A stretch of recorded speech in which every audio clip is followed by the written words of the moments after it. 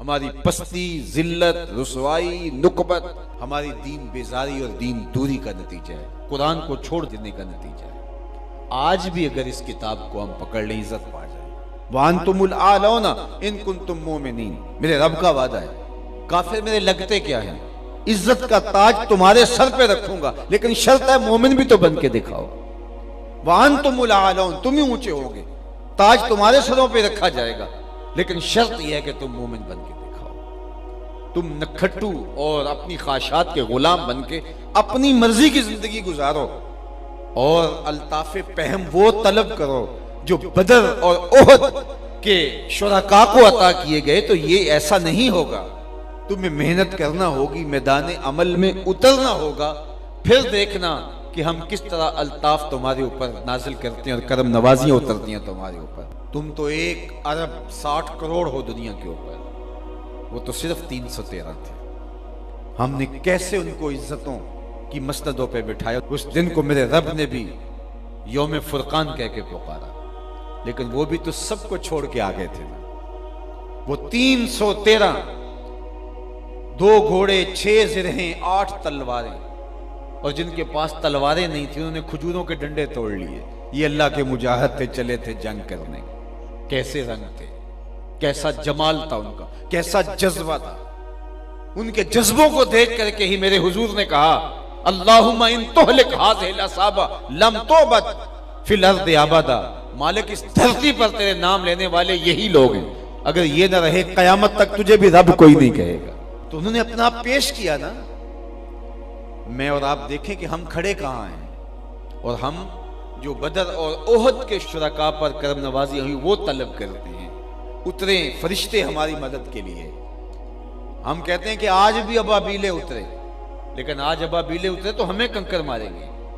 تم 1 ارب 40 کروڑ ہو، اور 1 ارب 60 کروڑ کی تعداد اب تمہاری ہو رہی ہے، اور تمہارے پیغمبر کی توہین ہو۔ 56-57 اسلامی ملک ہو، تمہارے پاس افواج ہوں، تم ایٹمی طاقت ہو، اور تمہارے پیغمبر کی اہانت ہو رہی ہو۔ تو ہم آئینے میں منہ دیکھیں تو ہمیں شرم آئے، جس طرح کے روح سیاہ ہو چکے ہم، جیسی شکل ہماری بگڑ چکی ہے، جس طرح کی ہماری صورت بن چکی ہے، لیکن اس کے باوجود ہم جاگنے کے لیے تیار نہیں۔ اور جو لوگ جاگنے کے لیے تیار نہ ہوں، اور جو شعور اور احساس زیاں جن کے اندر نہ ہو، ان قوموں کے ساتھ وہی ہوتا ہے جو اس وقت امت مسلمہ کے ساتھ ہوتا ہے۔ باقی رہی بات اللہ کے محبوب کی عظمتوں کی، تو یہ بات ذہن میں رکھو کہ محبوب کی عظمتوں کو کوئی نہیں گھٹا سکتا۔ یہ ذمہ میرے رب کا ہے۔ وَرَفَعْنَا لَكَ ذِكْرَكَ کا تاج کل بھی میرے محبوب کے سر پہ تھا، آج بھی حضور کے سر پہ ہے۔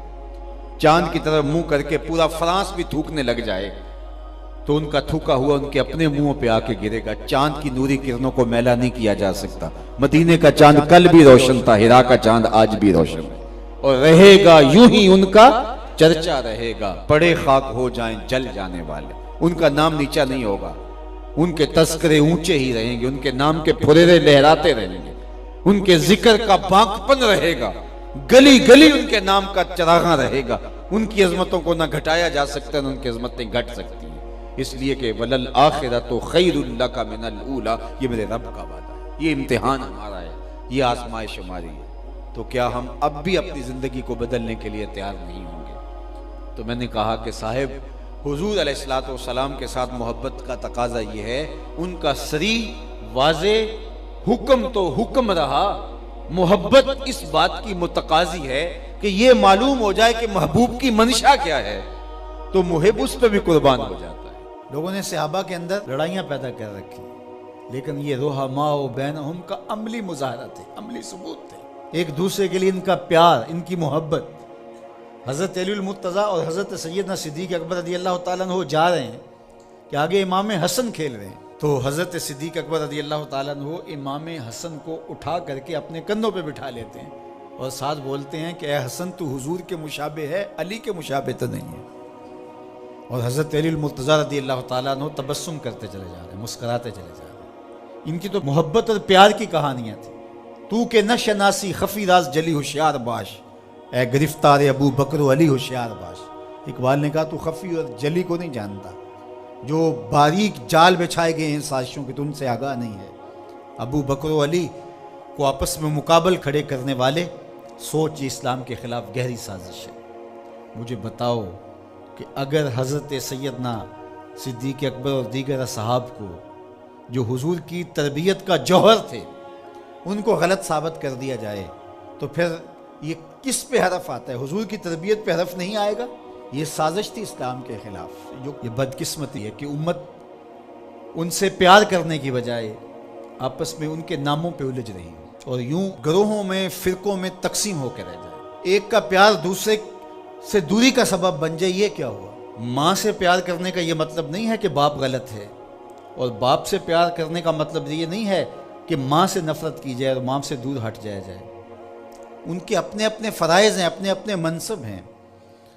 بھائیوں سے پیار کرنے کا مطلب یہ نہیں ہے کہ بہنوں کا انکار کر دیا جائے، بہنوں سے پیار کرنے کا مطلب نہیں ہے کہ بھائیوں کی محبت کا انکار کر دیا جائے۔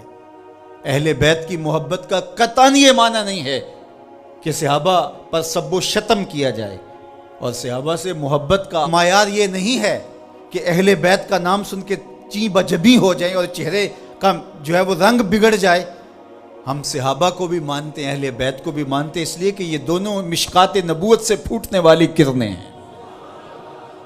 یہ حضور علیہ السلام کے فیضان کا عکس ہے، اور صحابہ میں اور اہل بیت میں آپس میں منافات نہیں تھی۔ تو یہ تو رحماء بینہم کا عملی ثبوت تھے، عملی روپ تھے، لیکن ہم ان کے اندر منافات کھڑی کر دیں اور ان کو دو الگ خانوں میں بانٹ دیا۔ اللہ اکبر۔ کسی نے کہا کہ اہل بیت اور صحابہ ہماری آنکھیں ہیں، تو معترض نے کہا دائیں کون سی ہے اور بائیں کون سی ہے؟ اس نے کہا آنکھیں دائیں بائیں نہیں ہوتی، آنکھیں ایک ہی ہوتی ہیں۔ تو ان کی محبت ہمارا ایمان ہے، کیونکہ محبتوں کا مرکز ذات رسالت مآب صلی اللہ علیہ وسلم۔ پھر وہاں سے جس کو بھی حضور سے تعلق ہوگا وہ محبت اس سے پیدا ہو جائے گی۔ یار محبوب تو محبوب رہا، اللہ نے ان گھوڑوں کی قسمیں کی ہیں جو محبوب کے غلاموں سے جڑ گئے۔ قرآن اٹھائیے، وَالْعَادِيَاتِ دَبْحًا فَالْمُورِيَاتِ قَدْحًا فَالْمُغِيرَاتِ صُبْحًا فَأَثَرْنَ بِهِ نَقْعًا فَوَسَطْنَ بِهِ جَمْعًا۔ محبوب تیری ہی نہیں، تیرے غلاموں کی نہیں، تیرے غلاموں کے گھوڑوں کے پاؤں سے لگی ہوئی کھریوں کے ٹکرانے سے، پتھروں سے جو شرارے نکلتے ہیں، میں خدا ان شراروں کی بھی قسم کرتا ہوں۔ محبوب تیرے غلاموں کے گھوڑوں کے پاؤں کے ٹکرانے سے جو گرد اڑتی ہے، اڑتی ہوئی دھول کی بھی قسم کرتا ہوں، اور ان گھوڑوں کے سینوں سے جو آواز نکلتی ہے، میں رب ہو کے اس آواز کی بھی قسم کرتا ہوں۔ اور تم الجھے ہوئے ہو یہاں ابو بکر و علی میں۔ لا اقسم بہذا البلد، مجھے قسم ہے شہر کی۔ مکہ کی قسم کیوں؟ وانت حل بہذا البلد، اس لیے محبوب اس شہر کی گلیوں میں تو خرام ناز جو کرتا رہا ہے۔ جہاں محبوب خرام ناز کریں وہ گلیاں اچھی لگیں۔ مدینے کی مٹی میں بھی شفا ہے یار، جس شہر کی مٹی میں شفا ہوگی، اور شفا ہوئی کیوں؟ اقبال بولا خاک طیبہ از دو عالم خوش ترست، آن خنک شہرے کے آنجا دل برست۔ کہا کہ اس مٹی میں شفا اس لیے پیدا ہوئی کہ یہاں قدم حضور کے لگے، تو وہ ذرے خاک کے بھی شفا بن گئے۔ جن ذروں کو حضور کے شہر سے نسبت ہو گئی، تو جس کو جگر کا ٹکڑا کہا، اور جو مزار کا بھی ساتھی اور غار کا بھی ساتھی ہے، تو ان کی عظمت کیا؟ ہم ہوتے کون ہیں کہ ہم جو ہے وہ ان کی عظمتوں کو تولنے بیٹھ جائیں؟ ہماری اوقات، ہماری حیثیت کیا ہے کہ ہم ان کی جو ہے وہ عظمتوں پر بات کریں، جن کی عظمتوں کو سمجھنا ہمارے بس کا روگ ہی نہیں ہے۔ ہمارے لیے اتنا کافی ہے کہ حضور کی آل کو بھی سلام، حضور کے اصحاب کو بھی سلام، اور ان کے لیے دلوں میں معمولی سا غبار اور میل بھی جو ہے وہ ایمان کی پونجی لٹ جاتی ہے۔ یار نو میلی اکھ نہ ویکھی، متا مرسیں کافر ہو کے۔ کبھی بھی اپنے آپ کو ایسی بحث کے اندر شامل نہ کرنا جس کا نتیجہ بے ادبی تک پہنچتا ہو۔ سارا دین حضور کی محبت کا نام ہے، سارا دین ادب کا نام ہے۔